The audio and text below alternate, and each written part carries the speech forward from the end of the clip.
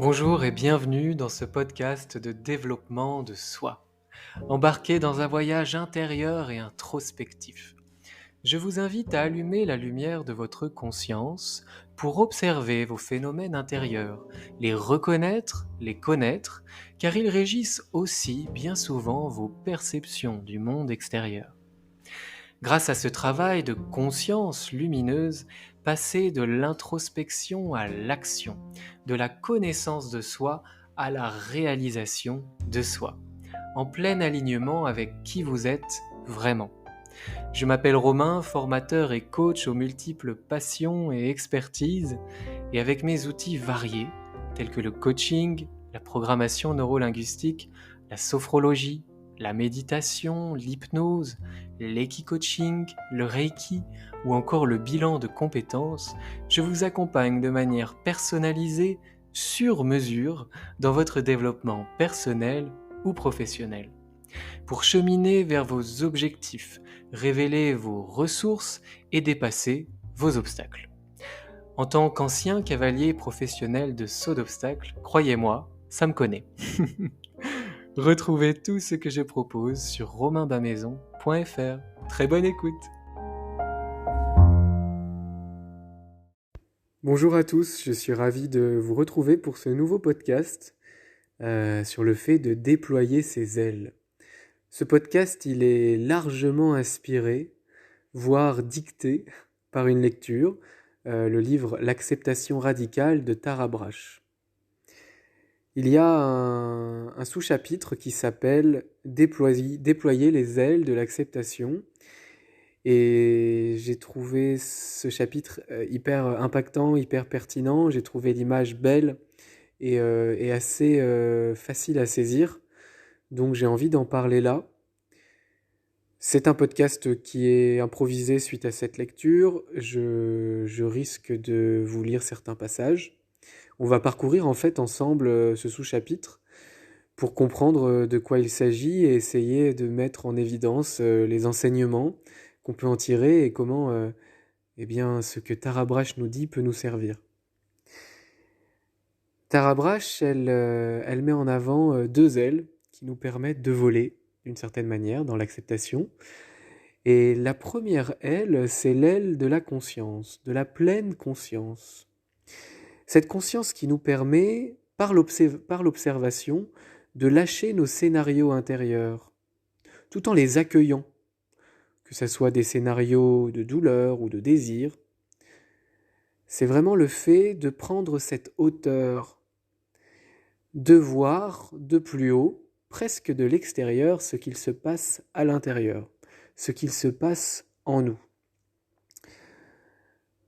La pleine conscience, autrement dit le niveau atteint par la conscience lorsqu'elle perçoit exactement ce qui se passe, et ça c'est un passage du livre, comme vous l'aurez entendu, c'est vraiment la pleine conscience, quand la conscience perçoit exactement ce qu'il se passe à l'intérieur, et je dirais sans s'y identifier, sans être la tête dans le guidon. C'est vraiment le fait de lever le nez du tourbillon de la vie et de dire ok, voilà ce qui est en moi, voilà ma réalité du moment à moi, qui n'a sans doute rien à voir avec la réalité à l'extérieur, puisqu'on regarde toujours notre propre réalité avec nos propres filtres.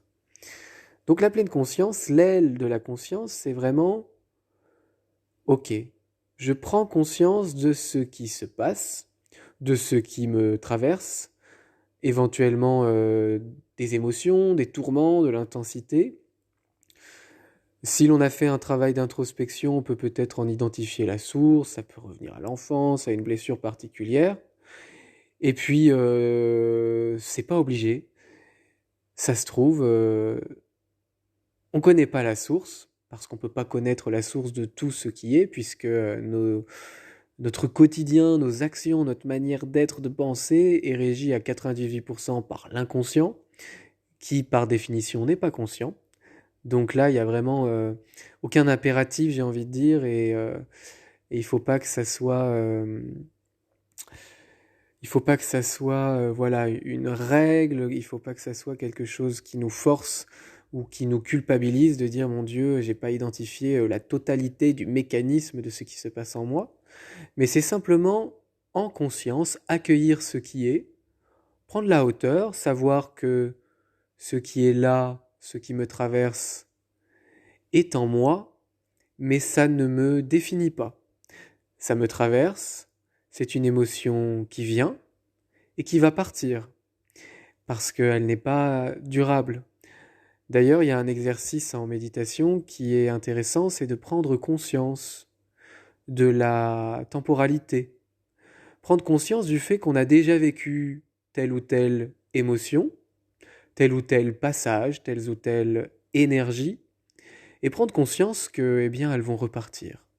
Que ce n'est pas grave, et que la dernière fois que j'ai été traversé par cette émotion désagréable, eh bien, j'ai tout à fait survécu, et peut-être même que j'ai grandi. Donc il y a vraiment ce côté-là d'observer, tout en ayant conscience qu'en fait, on est en train de se faire traverser par la vie. C'est synonyme voilà, d'énergie, ça veut dire qu'on est vivant et qu'en nous, il y a le soleil et la pluie, l'ombre et la lumière, la lune, le soleil. Il y a vraiment la polarité, la dualité, euh, cette abondance de choses si différentes qui font que l'on existe. En revanche, en conscience, on peut choisir que certaines choses, certaines émotions qui découlent de schémas, eh bien, on a envie de s'en détacher. Et en fait, on va pas vouloir se détacher de l'émotion, on va accueillir l'émotion telle qu'elle est, en allant voir quel schéma est derrière, et du coup de quel schéma on veut se détacher. En fait, c'est vraiment le fait d'accueillir ce qui se passe en nous, sans essayer en rien de contrôler l'expérience. C'est le fait en fait dans l'acceptation, dans la pleine conscience, d'accepter de ne pas reculer devant ce qui est, puisque par définition, c'est là. Si l'on se met à avoir peur de notre ombre et qu'on recule, en regardant notre ombre, on va avoir de plus en plus peur tout simplement parce que l'ombre nous suit. Et c'est naturel.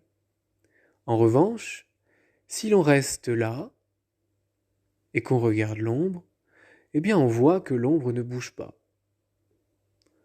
On accepte qu'elle est là et finalement elle nous fait beaucoup moins peur. Ensuite, si l'on prend le temps de s'asseoir, de se poser, l'ombre se réduit, voire disparaît sous notre corps. Donc la pleine conscience invite vraiment à faire une pause, à regarder ce qui est là, à ne plus reculer devant les émotions, devant la vie qui nous traverse, mais à l'accepter avec une ouverture d'esprit attentive et inconditionnelle. C'est-à-dire qu'il n'y a pas de condition à ce que j'ose observer et j'ose accepter ce qui est là, puisque par définition c'est là. Maintenant, la question c'est comment je vais regarder ce qui est là en moi, qu'est-ce que je vais en comprendre, et qu'est-ce que je vais en faire par la suite. Mais avant de savoir ce que je vais faire de quelque chose, ce que vous allez faire de vos émotions, de vos schémas, eh bien il faut d'abord les accepter. Accepter de les inviter autour de la table, au salon de votre conscience, les reconnaître, les nommer éventuellement et discuter avec elles si ce sont des émotions, pour ensuite, eh bien, les raisonner, entendre ce qu'elles ont à vous dire, comprendre ce qu'elles viennent montrer. Elles viennent montrer quelque chose qui n'a sans doute rien à voir avec la réalité, qu'on vivrait en tant qu'adulte, mais qui ont peut-être à voir avec la réalité qu'on a vécue en tant qu'enfant. Alors sans jugement, avec une ouverture inconditionnelle, on accepte les messages qui nous sont délivrés dans l'instant. Et ça peut être des messages de joie, de bonheur. Ce travail-là de conscience pour déployer ses ailes, il n'existe pas seulement dans le désagréable, dans les émotions négatives, si l'on peut dire que des émotions soient négatives. Mais ça peut exister aussi ce travail de conscience pour la beauté, pour l'agréable, pour le rêve, le désir, pour l'engouement, pour tout aussi ce qui est positif. Parce que on est traversé de tristesse et de joie, d'amour et de colère. On est traversé par tout ça. Simplement, c'est vrai que parfois, on fait pas le travail, on fait pas, disons, on se rend pas compte, on n'a pas besoin de se dire, ok, je vais prendre de la hauteur puisque c'est agréable. Et finalement, dans ces moments-là, c'est agréable de s'identifier à l'émotion.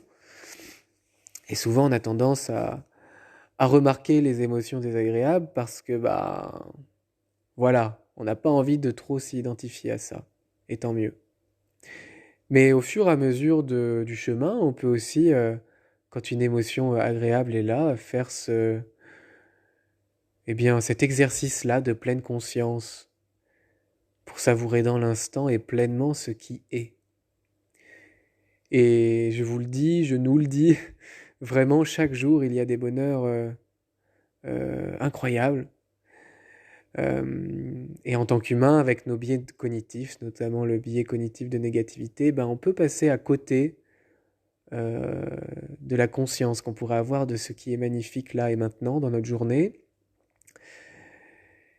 parce que ben, on va se concentrer un peu plus sur le négatif, sur le manque, sur ce que l'on veut changer. Mais il n'y a pas de changement sans acceptation. Je ne peux pas changer ce qui est si je n'accepte pas que ce soit.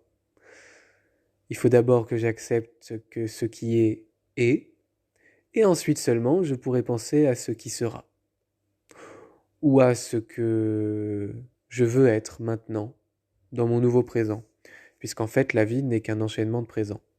Le début de ce podcast est déjà fini, la minute d'avant aussi. Donc à chaque instant, on a cette possibilité en conscience de créer une nouvelle réalité, de se rapprocher du moi que l'on veut incarner, sans falsifier l'expérience, sans refouler, sans réfuter, sans... Eh bien oui, sans reculer devant ce qui est. J'accepte ce qui est là, et dans les moments présents qui vont suivre, j'accepte pleinement aussi en conscience le pouvoir que j'ai de modifier, de changer, d'évoluer. Mais ça passe d'abord effectivement par cette première phase de ce qui était là, était là. Et c'est ok. Cette aile de la pleine conscience, elle est vraiment magnifique bien sûr, mais elle vient être complémentée par une deuxième aile qui va nous permettre de voler dans l'acceptation, c'est l'aile de la compassion. L'aile de la compassion, elle vient apporter de la douceur autour de ce travail presque analytique qu'apporte la conscience. L'aile de la compassion, elle vient apporter de l'amour, de la compréhension, comme un parent aimant, comme un meilleur ami qui apporte de l'amour de manière inconditionnelle. Cette voix, cette aile de la compassion à l'intérieur de vous, elle est cette voix-là, cette voix du parent aimant, du parent sécurisant, qui reconnaît la souffrance, qui reconnaît les émotions, qui reconnaît la joie, qui reconnaît le désir, qui reconnaît la frustration. Et cette aile de la compassion, elle est vraiment complémentaire, puisque, comme je le disais, l'aile de la pleine conscience, c'est vraiment une prise de hauteur. C'est vraiment, je regarde d'un peu plus loin ce qui se passe en moi, je le comprends, et puis je communique avec.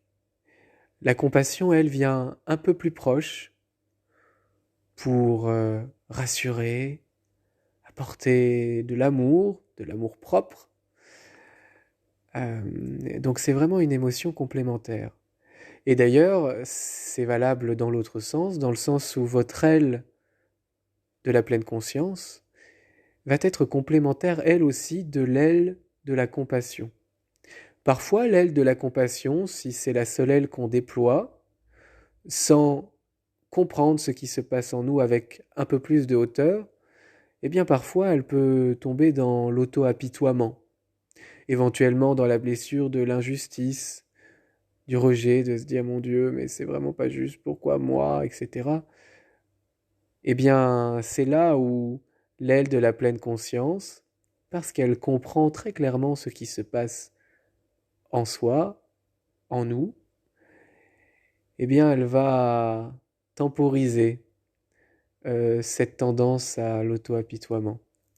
Et elle va vraiment laisser place à la réelle compassion, à la réelle douceur dont on peut faire preuve avec soi. Personnellement, vraiment, le travail que j'ai fait ces dernières années, même si c'est complètement irrégulier et c'est normal, rien n'est permanent dans la vie à part le changement. Mais quand même, c'est un peu comme quand on gravit une montagne, on descend, on monte un peu plus haut, on descend un peu moins bas, on monte un peu plus haut. Il y a vraiment de ça dans le développement de soi, je trouve, et dans tout d'ailleurs, hein. C'est juste le processus normal de progrès, de redescendre et de remonter un peu plus haut. Il y a vraiment eu ce côté-là où je suis, grâce à la pleine conscience, passé de l'auto-apitoiement qui répondait à ma blessure de l'injustice. Je vous invite à écouter le podcast sur les 5 blessures de l'être, les 5 blessures qui empêchent d'être soi-même de Lise Bourbeau, si c'est pas déjà fait. Et donc cette blessure de l'injustice, moi, elle me menait vraiment à l'auto-apitoiement lorsque je m'identifiais à mes émotions, à ce que je vivais, lorsque c'était désagréable. Lorsque c'était agréable, je m'y identifiais et puis c'était très bien comme ça. Quand c'était désagréable, évidemment, ça amenait plutôt vers l'auto-apitoiement. Et quand c'était agréable, ça amenait vers l'ego, la fierté et puis l'identification au faire. J'étais un peu plus dans le faire, plus dans la fonction, en ayant des choses à montrer aux autres, en voulant prouver des choses. C'est un besoin naturel, on a tous des choses à prouver et c'est ok. Mais là, sans ce travail de pleine conscience, sans ce chemin de prise de hauteur, eh bien voilà, disons que c'était vraiment euh, euh, un peu plus d'ego dans la mauvaise partie de l'ego. Et à contrario, sans ce travail de conscience, face aux émotions moins agréables, c'était vraiment de l'auto-apitoiement qui répondait à ma blessure de l'injustice et aussi à la blessure du masochisme, c'est-à-dire à aller vraiment appuyer sur les blessures, non pas pour les nettoyer, mais pour réactiver la douleur. Et en déployant mon aile de la pleine conscience, avec les lectures, avec les podcasts, avec euh, tout ce qu'on peut faire et ce qui nous est propre, ça peut être un art, ça peut être un loisir, ça peut être discuter avec un ami, ça peut être un patron, un collègue, un parent. Vraiment, le développement de soi, en fait, il est partout dans la vie. Et bien, au fur et à mesure que j'ai fait ce chemin-là d'élever la conscience, et c'est vraiment pas fini, c'est vraiment pas fini. Eh bien, au fur et à mesure de cela, j'ai été davantage, effectivement, déployer l'aile de la compassion. Et je me suis surpris dans des méditations à m'entourer d'amour, de compassion et à me prendre moi-même dans mes bras, comme un parent aimant, comme je disais tout à l'heure. Donc vraiment, voilà, je vous invite à, à suggérer dans votre esprit et peut-être à visualiser ces ailes qui se déploient, vos grandes ailes qui se déploient, un peu comme un Pégase, euh, une licorne qui a des ailes immenses et qui vole. Vraiment, déployez vos ailes. Déployez vos ailes de pleine conscience et de compassion. J'ai envie de dire, lorsque vous faites un travail analytique, si vous écoutez ce podcast par exemple, et que vous faites un travail de développement de soi, en tout cas un cheminement de développement de soi, eh bien, si vous faites ce travail-là intellectuel, d'une certaine manière, allez aussi déployer l'aile de la compassion, de l'amour, allez vous apporter de la douceur. Quand vous traversez une période, eh bien, déployez aussi l'aile de l'amour, de la douceur, un petit repas qui vous fait plaisir, un massage, une sieste, une méditation, des caresses. Vous pouvez tout à fait vous caresser vous-même, les bras, les mains, les jambes, le visage, vraiment. Avec cette prise de hauteur de la pleine conscience, vous pouvez aussi devenir votre propre guérisseur d'une certaine manière, sans vouloir dire que ça suffit, puisque effectivement on a tous besoin de cet effet miroir de l'autre, et on est des animaux sociaux, mais je crois vraiment on peut être auto-guérisseur, on peut s'auto-guérir et on peut être son propre parent, son propre meilleur ami. Donc vraiment, je vous invite à... Et dans ce podcast, j'ai pas envie de donner des exercices très précis. Je crois vraiment que l'aile de la pleine conscience et l'aile de la compassion, elle se déploie pour chacun différemment. On a tous des ailes différentes, on peut tous voler hyper haut avec ces ailes de l'acceptation. Allez-y. Quand vous êtes dans la compassion, élevez votre conscience. Et quand vous êtes dans la pleine conscience, allez-y dans la compassion. Allez-y dans l'amour. C'est tout pour ce podcast. J'espère que ça vous a plu. Comme d'habitude, n'hésitez pas à partager, à noter, etc.